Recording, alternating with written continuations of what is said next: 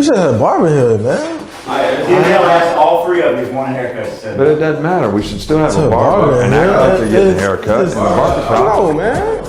Call him up. Ain't nothing but down the street. The barber down the street, ain't it? It won't be the same without a barber. Yeah, we gotta have a barber. Down the park. Yeah, coach. Come here. What you doing? Come here. You in trouble. Yeah, you come here. We got him, coach. Look at him. You need you be a barber over there, man. We need a barber. You got any equipment? Go ahead, Holly. You ain't even touching my hair with nothing. He's not gonna cut your hair. He's just gonna act like it.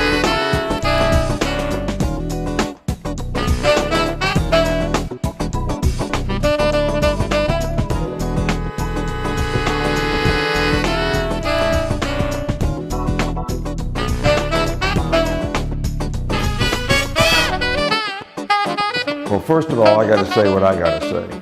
I mean, I've seen you guys make a lot of great plays.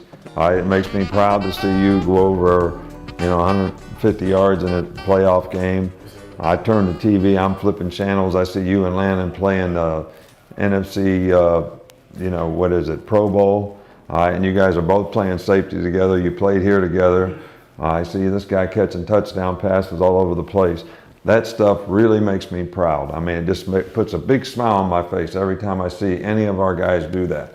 But you guys coming back here and graduating and doing what I asked you to do when you decided to go out early, knowing that you could graduate in a short period of time, and all of you following through and doing that is the best feeling of all. It's better than all that.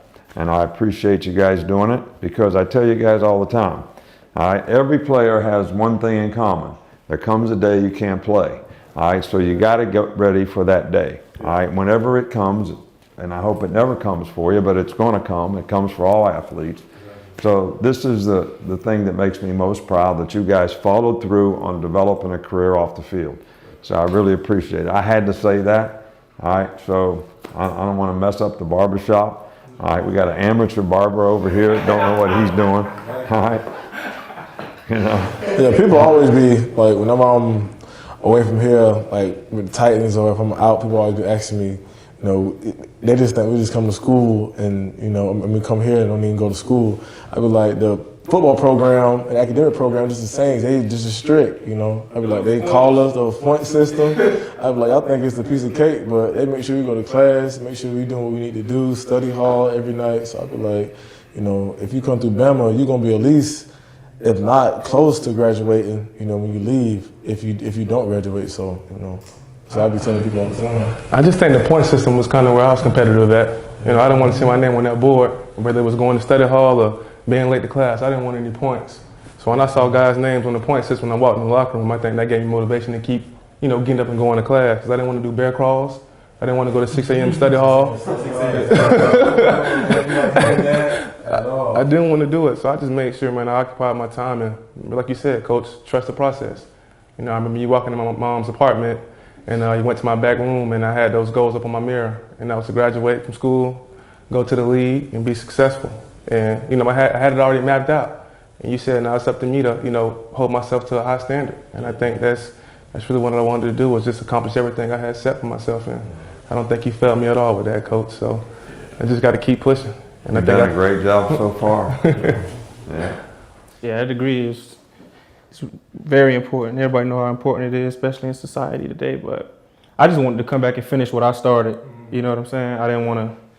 I saw when Chris Samuel came back, he had to go to class at 30-something years old. I didn't want to, kudos to him for finishing, but I didn't want to do that. So. Yeah. Definitely, recruits and stuff like that, they see us doing it, it's just another better leeway for us, to bring guys in, just to see us doing it, get them hope when they get here, they can do the same thing, just because, how the point system is, us explaining it, and let them know, when you get here, you're going to work on the field and also out the field, when you're in the classroom, so, I think another way to get guys here, Coach, I know you own a couple Mercedes dealerships, don't you? Yeah. I think you should open some with some of the former players that come back and graduate and, give us 5% into the company. And, 5% of the company. We open in. I can give you 5% off on a car. We gonna put in on it, you know? So, you hear about a lot of guys going to the league and becoming broke. Well, going through that process with you, I think we'll be fine.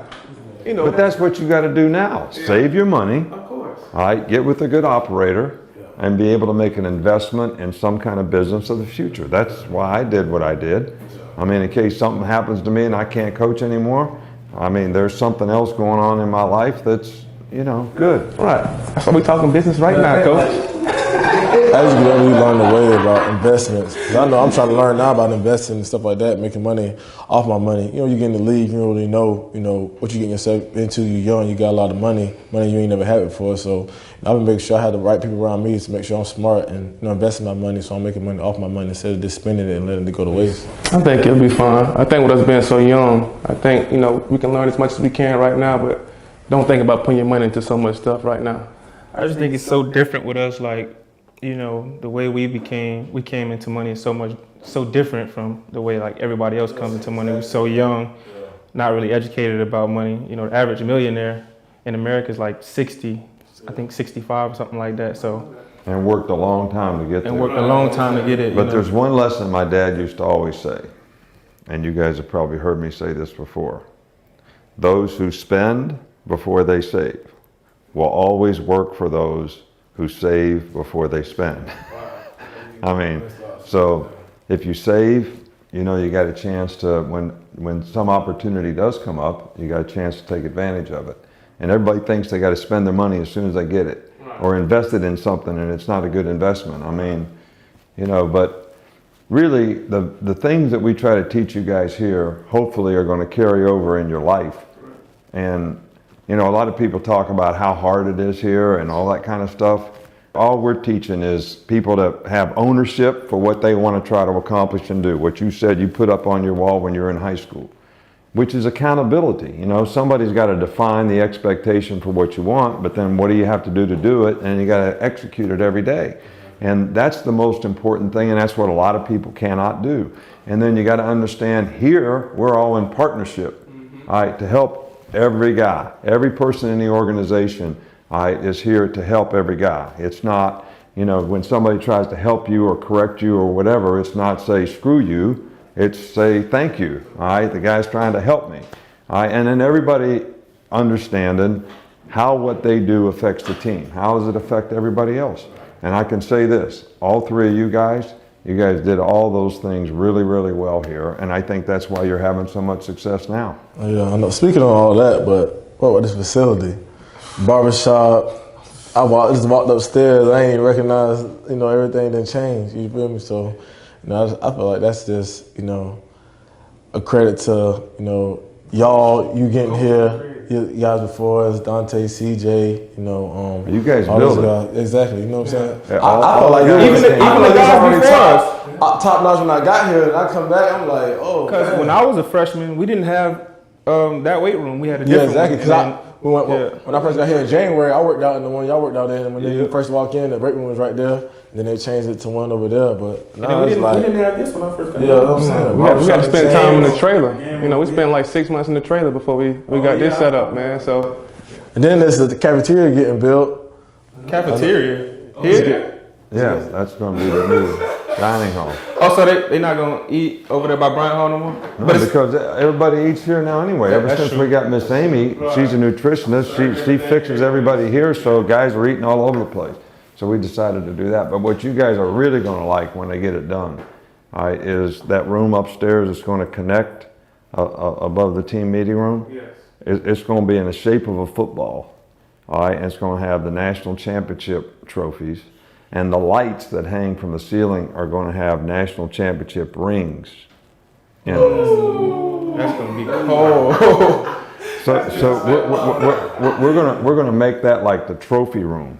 Oh yeah, we need something like that. So that you kind of walk through this football-shaped room that's like a trophy room. That's gonna be nice. So the thing about it is you guys all created all this with the success that we had when you were here, and we continue to have, and a lot of players contributed to that. But the one thing I say about the university and our administration here, they reinvest it back into players. I mean, that's why we build this stuff. You guys keep talking about all the stuff that we've done since you've been here. Well, that's a sign of their willingness to reinvest in the players. Yeah, definitely. 'Cause I know a lot of stuff changed, and you know, recruitment changed too. As years go on, you got to update with all this stuff. But you know, Is recruiting harder or easier now? Harder. Harder. All right, because everything's moved up. Yeah. Everything's, they keep moving up the recruiting calendar. yeah, So now, like, guys can visit in the spring of their junior year. It really makes you make decisions on players a lot sooner. mm-hmm. All right, which, football is such a developmental game. yeah, And one of the things I don't like about that is if you're a guy that develops your senior year, you have a great senior year, it's too late. I mean, that's not really fair. And we have an early signing date now. December 20th is an early signing date, so a lot of guys decide early, so you got to move up the calendar. You got a lot of guys visiting during the season, which, it's harder to give people attention when you got a game and the game's important and you're worried about your own team and the players on your team. So it makes it a little bit different, but all got to adapt and adjust. Just like you guys in the draft, I tell our guys in the draft all the time, and I wish you guys had verified this. Everybody's been telling you how good you are. All right, when you're in junior high, when you're in high school, all right, when you're in college, everybody tells you how good you are. But when you go to the draft, they're looking for reasons not to pick you. exactly. Yeah. Same way when you guys go buy a car. You walk in the showroom, every car looks good. Man, I like that convertible. I like that sedan over here. I like that sports car over there. All right, but when you get ready to buy one, you want to do what? You're going to test drive it, and you're going to ask the guy 1,000 questions. All right. So what the NFL's doing is all of a sudden they're buying your services. So they're going to do the same thing you do when you buy a car. All right, they're going to ask 1,000 questions, so you cannot give anybody a reason to say but. All right, guys, this, that, but something bad happened. You did, and those things happen personally. All right, they happen in leadership. They happen in a lot of intangible ways, and they happen with the way you compete on the field. So, and a lot of guys really don't get that. They don't understand that. Everything you do has a consequence. Even health-wise, you can drop. Take care of yourself. Man, I was scared to go to the draft. That's why I ain't go. Really? Yeah. It was scary. You sit in that room, it's 30 guys, Yeah. plus guys in there, and only 32 getting picked that night. Yeah, I was scared. And they get to like 21 and there's still 15 guys in the room. Yeah. Somebody ain't getting picked tonight. Well, for real. At No, this for point, real. you just hoping you come off the board at any time. But Yeah. it was I a think good your experience. year, Marquise Lee, he didn't get picked, but he went to the draft.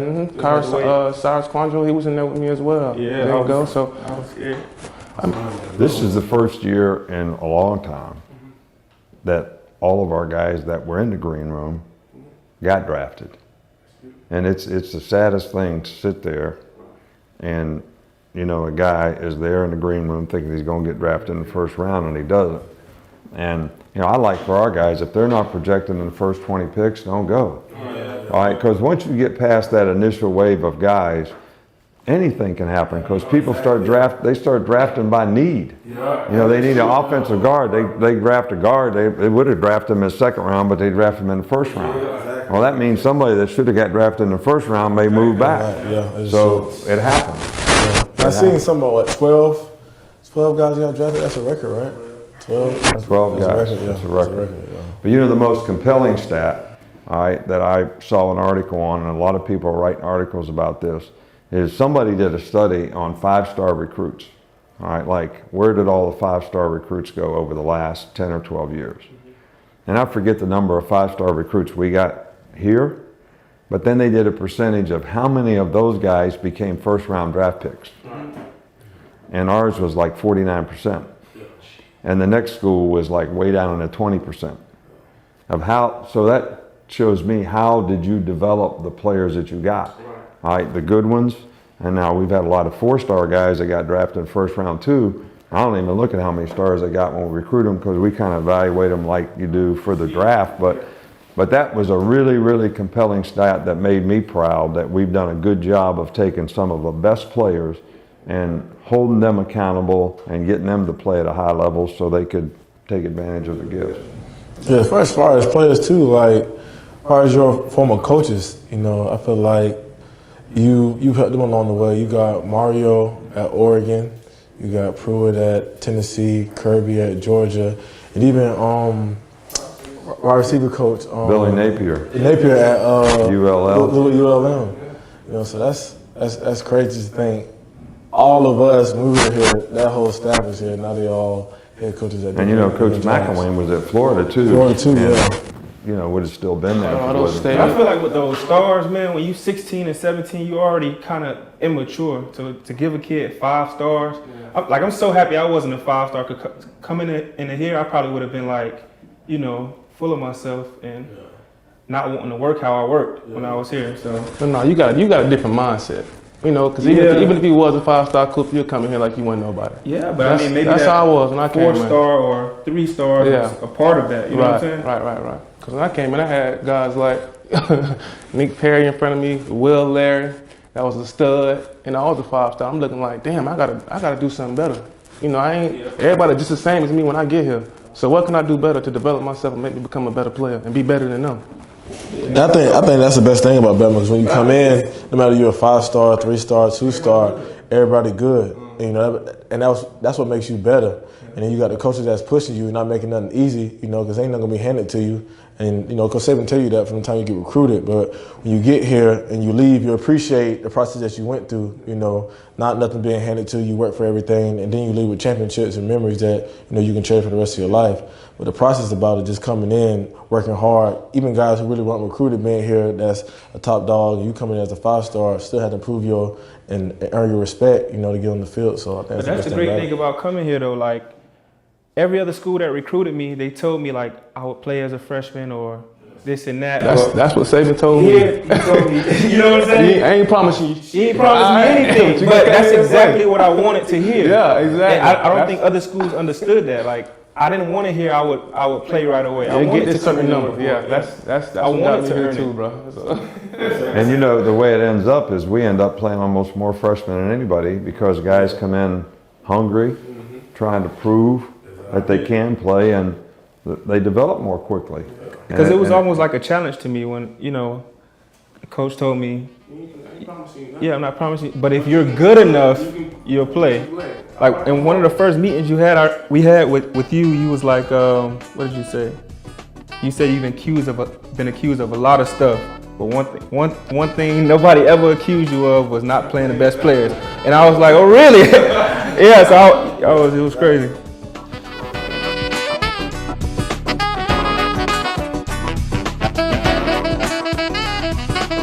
But you know, being on time is one of those things. All right, so we're taking pictures today.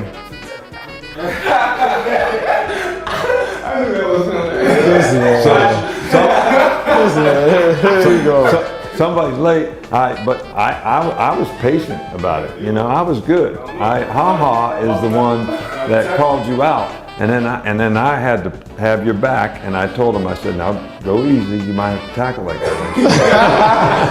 First preseason game, you know I'm gonna see you.